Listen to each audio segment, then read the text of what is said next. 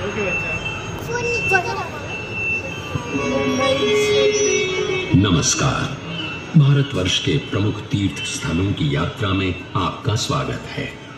आज हम उन अद्भुत मंदिरों का दर्शन करने जा रहे हैं जिनका निर्माण आज से सदियों पहले हमारे पूर्वजों ने किया था। तो आइए इस यात्रा का प्रारंभ महानगरी मुंबई से करते हैं। पूरे देश से यहाँ लोग आते हैं और ये नगरी किसी को नाराज नहीं करती। गेटवे ऑफ इंडिया, भारत का ये प्रवेश द्वार इस समुद्र के तट पर 100 से भी ज्यादा सालों से खड़ा है।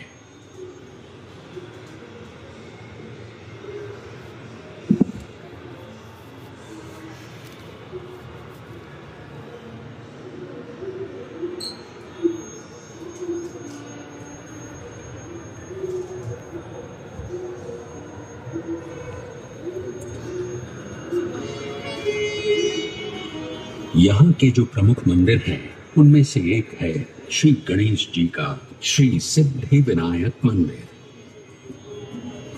तो पहले दर्शन करते हैं श्री गणेश जी के, और दर्शन करने के साथ ही साथ ले लेते हैं गणपति बाप्पा का आशीर्वाद भी। इस मंदिर का निर्माण श्रीमती देवबाई पाटिल ने 16 नवंबर सन 1801 में करवाया था। ये मंदिर और ये देवता यहाँ आने वाले किसी भी श्रद्धालु को निराश नहीं करते और सबकी मनोकामना पूरी करते हैं।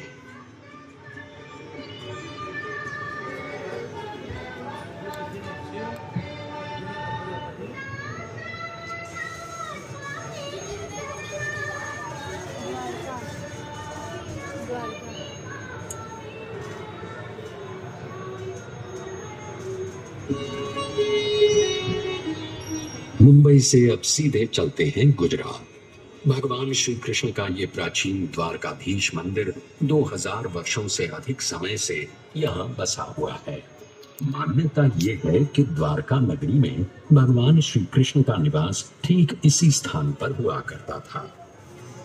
गोमती नदी के किनारे बसे इस मंदिर के 2 द्वार हैं, मोक्ष द्वार और स्वर्ग द्वार। 4 धामों में से एक है ये द्वारकाधीश मंदिर। हर साल यहाँ कृष्ण जन्म का उत्सव बड़े धूमधाम से मनाया जाता है।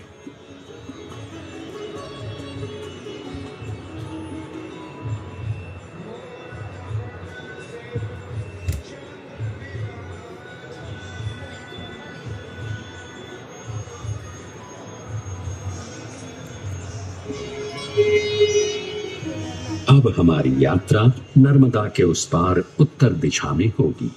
हम वाराणसी नगरी से होते हुए दर्शन करने जाएंगे 4 धामों में से एक और धाम श्री केदारनाथ जी के।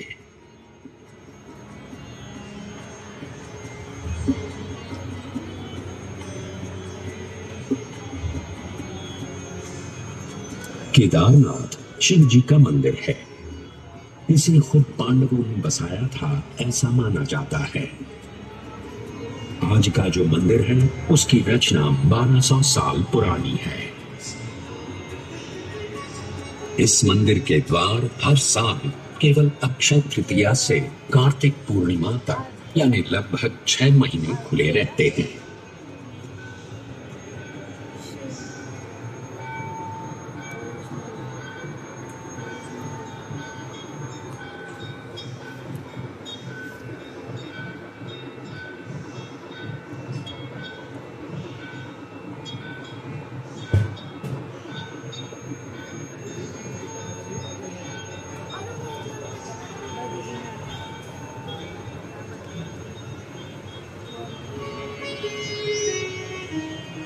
हिमालय के गढ़वाल क्षेत्र की पहाड़ियों में बसा बद्रीनाथ जी का मंदिर भी लगभग 3000 वर्ष पुराना है।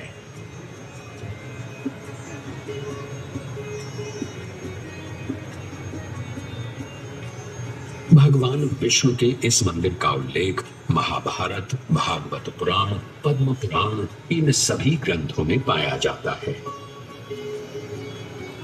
तो आइए दर्शन करते हैं श्री बद्रीनाथ जी के।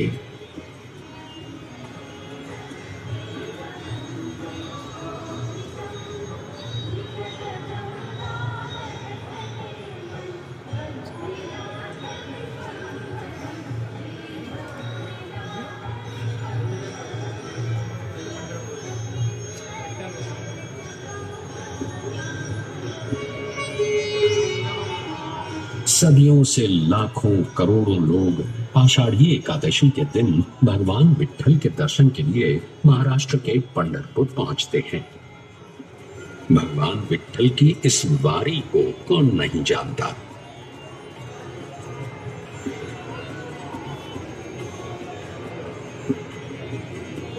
आठ 800 साल पुराना ये मंदिर भक्त पुंडलिक की भक्ति का प्रमाण भी है और महाराष्ट्र की संत परंपरा का आधार भी।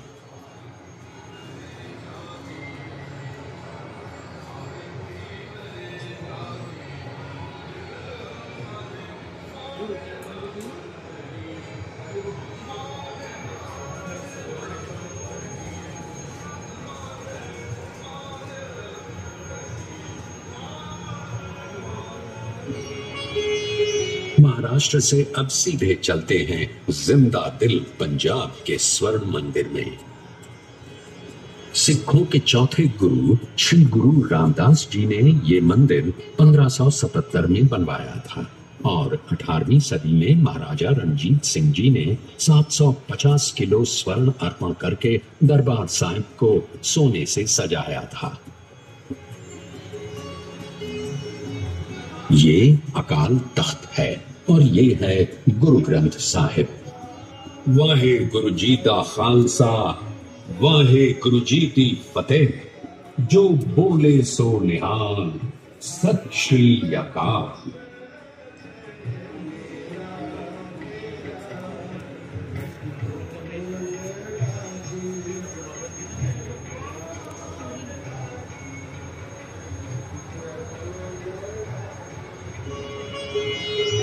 हमारा अगला पड़ाव है पुरी का जगन्नाथ मंदिर, जिसमें बसे हैं साक्षात भगवान श्री कृष्ण यानी जगन्नाथ, बलभद्र यानी बलराम और सुभद्रा।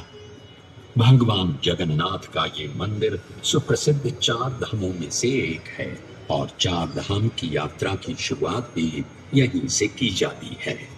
सन 1174 में कलिंग देश के राजा अनंत वर्मा ने इस मंदिर का निर्माण करवाया था और तब से भगवान जगन्नाथ की रथ यात्रा पूरे विश्व में विख्यात है।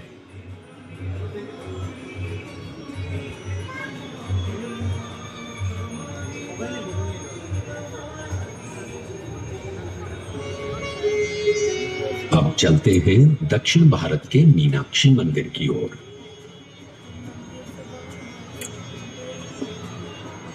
मीनाक्षी जो देवी पार्वती का रूप है, उनके मंदिर का ये 1000 स्तंभों का दालान है। 2500 वर्ष पुराने इस मंदिर के 50 मीटर ऊंचे 14 गोपुरम वास्तुशिल्प के सौंदर्य का प्रतीक है। इस मंदिर में 33,000 मूर्तियां हैं और यहाँ दर्शन के लिए रोज 15,000 से भी अधिक भक्त आते हैं।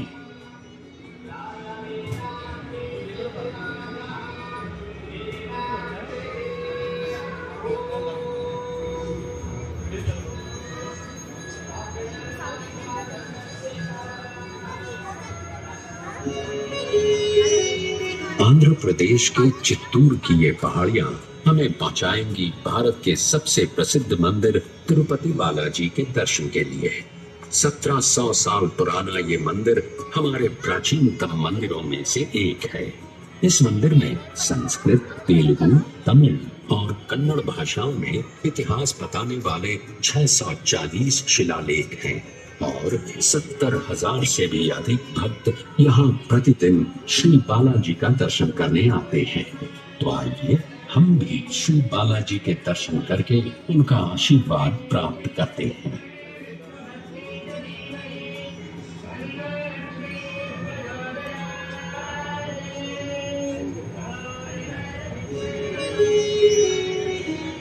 अब इस तीर्थ यात्रा के समापन का समय आ गया है, पर इसे समाप्त करने से पहले चलते हैं शिरडी और ले लेते हैं साईं बाबा का आशीर्वाद। यही वो 100 साल पुरानी शिरडी है, हमारे साईं की शिरडी।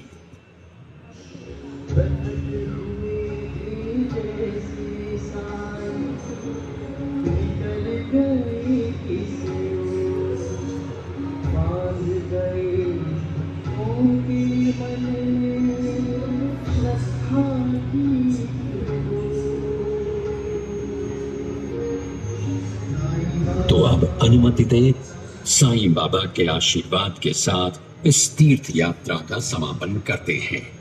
हमें आशा है कि आपकी ये यात्रा सफल हुई और आप हमें फिर से आपकी सेवा करने का मौका जरूर देंगे। नमस्कार।